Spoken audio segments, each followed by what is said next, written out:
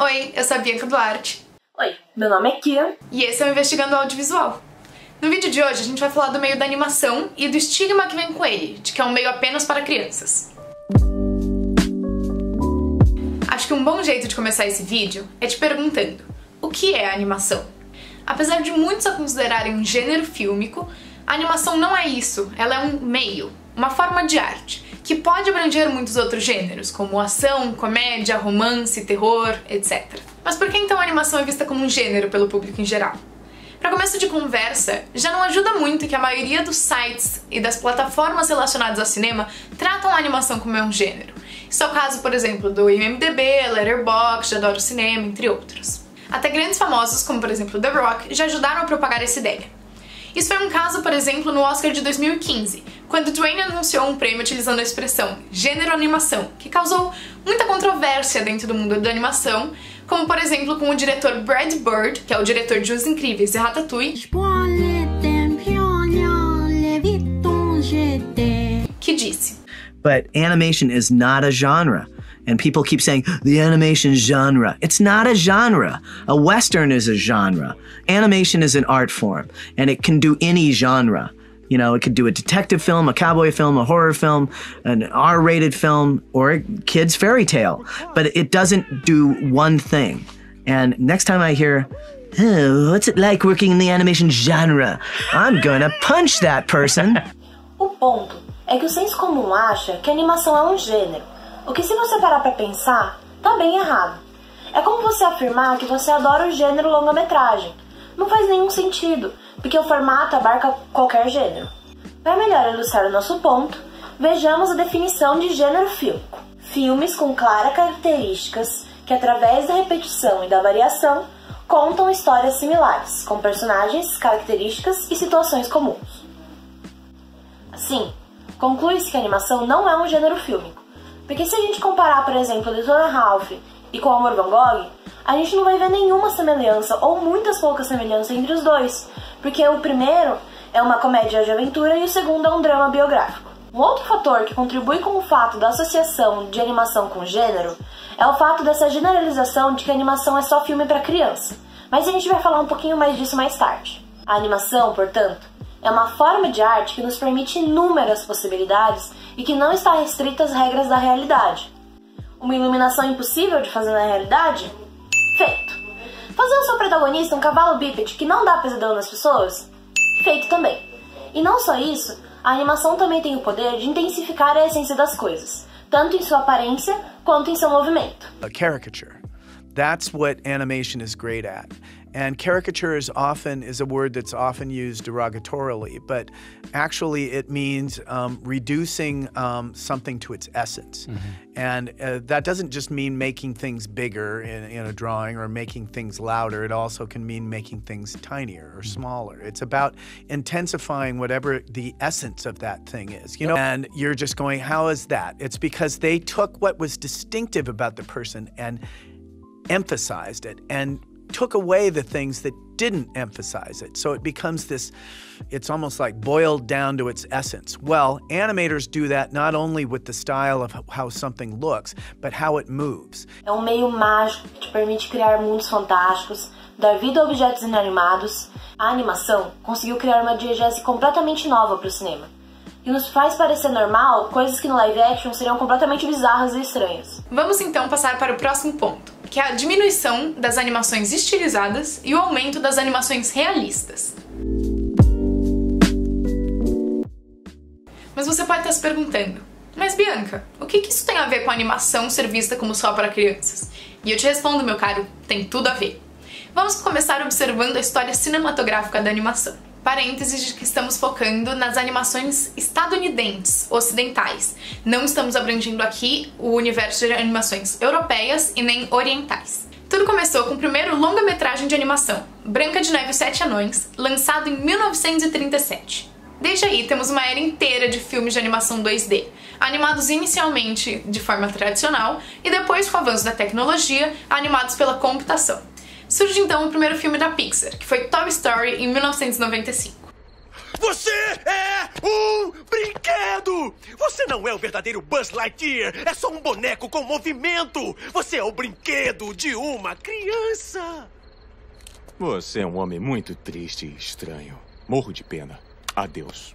Esse filme revolucionou a indústria por ser o primeiro feito totalmente por computação gráfica e introduziu aí uma nova era de animações, a animação 3D. Foi a partir daí, então, que a animação 3D começou a se popularizar cada vez mais, principalmente pelo seu custo-benefício. Atualmente, como você pode ver pelos filmes de animação em cartaz, a animação 3D dominou o mercado, diminuindo mais e mais o espaço das animações 2D. Vários filmes em 2D da Disney estavam marcando muito bem esse fenômeno, por causa do decrescente faturamento da bilheteria. Porém, tem dois em especial que marcam muito bem essa transição, que é Princesa e o Sapo, lançado em 2009, e Enrolados, lançado em 2010. Ambos longas de princesas da Disney. Enquanto o longa 2D faturou mais ou menos 270 milhões de dólares, o longa 3D faturou 590 milhões de dólares. O último filme em 2D lançado pela Disney foi O Ursinho Pooh, em 2011, e depois disso o maior estúdio de animação do mundo anunciou que pararia de fazer longas-metragens nesse formato. Tal anúncio impactou toda a indústria, deixando a animação 2D para conteúdos televisivos, como séries e comerciais, e não mais para as grandes telonas. Agora, estamos vivenciando a onda de adaptações live actions da Disney, que podemos dizer que começou com Malévola em 2014. Seu mais recente exemplar foi Mulan 2020, que o maldito coronavírus não me deixou ver. Nós já tivemos 10 dessas adaptações, e ainda tem infinitas em produção. E não precisa ir muito longe para saber o porquê. Cada filme desse tá faturando milhões e milhões a mais do que os originais, e o número só cresce a cada live action lançado. E o que nós podemos observar com esse breve histórico? Que cada vez mais as animações estão caminhando para um maior fotorrealismo. E isso se relaciona diretamente ao fato de que a animação não é levada a sério. O público tende a essa forma de animação que não parece animação, e com isso, os estúdios vão seguindo essa tendência visando maior lucro. Parece que as pessoas se recusam a ver filmes de animação por causa desse estigma de que ele é feito só para crianças. Então, quando você coloca exatamente a mesma história no formato live action, existe uma certa permissão social para você ir assistir o filme. It's so weird.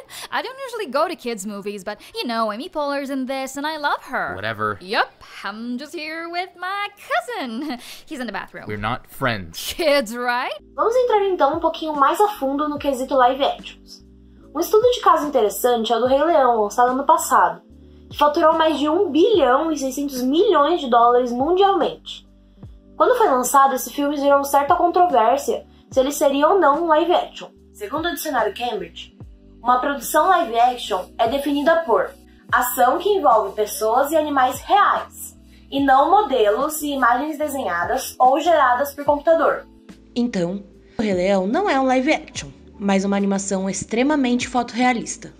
Se fôssemos seguir exatamente a definição de live action, o filme novo do Rei Leão seria um bando de furries cantando.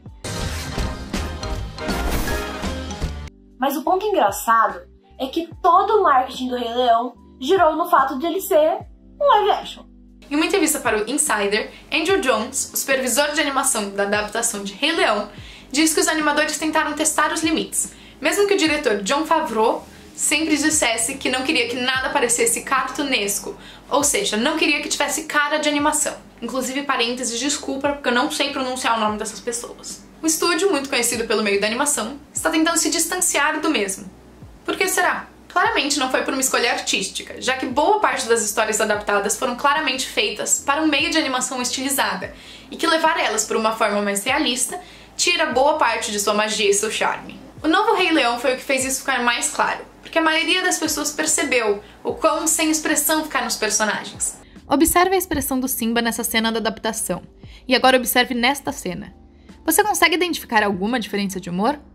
Na primeira cena, Simba está cantando sobre como quer ser rei. Ele está feliz e brincando com a amiga Nala.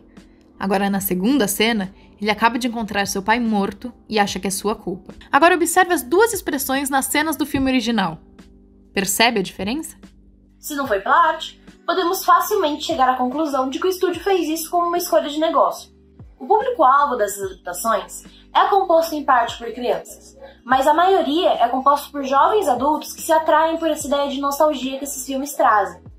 Sendo assim, a Disney não iria querer comprometer a sua bilheteria associando a um filme que seja só feito para as crianças.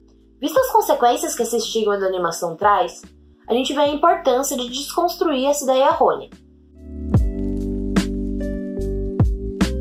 Bom, nós poderíamos ficar horas aqui falando das origens históricas do porquê a animação é associada com o público infantil.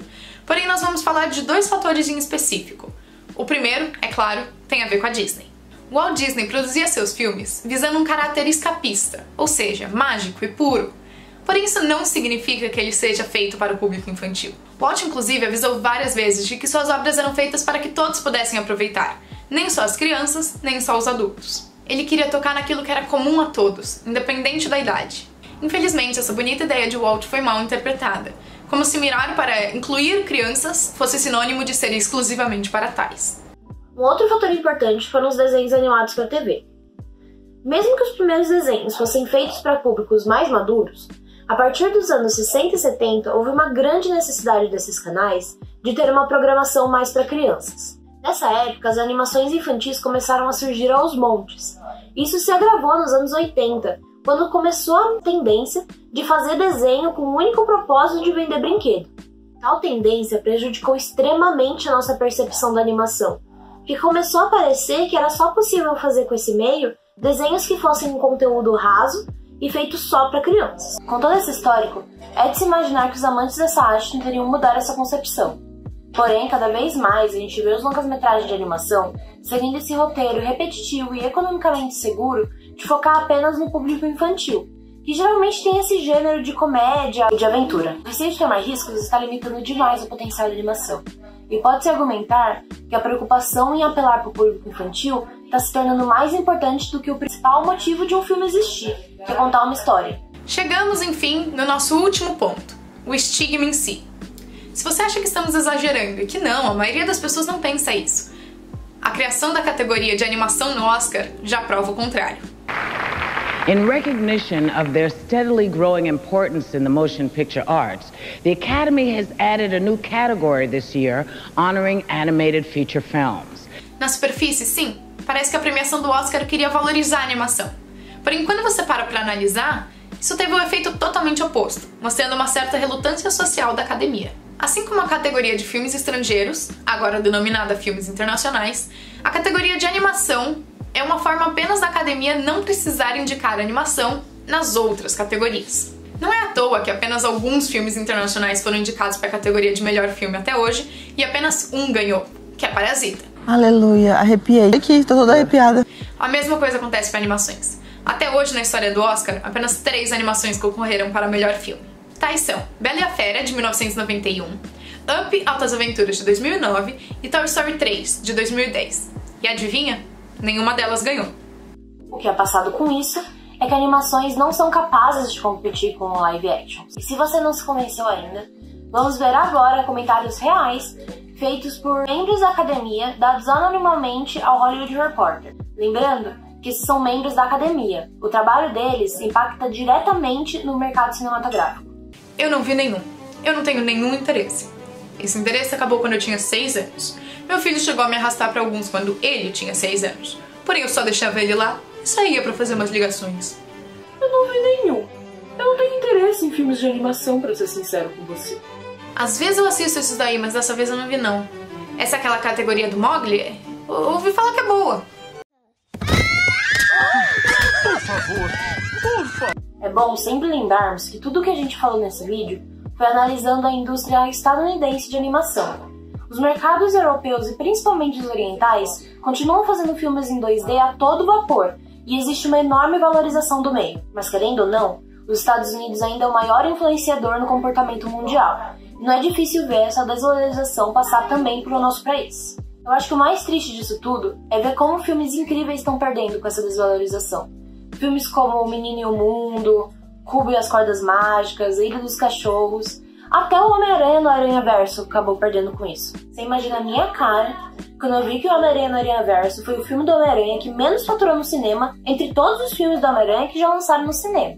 Eu quero ver alguém dizer que isso aqui... Like, what's up, danger? Like, what's up, danger? tem menos qualidade que esse.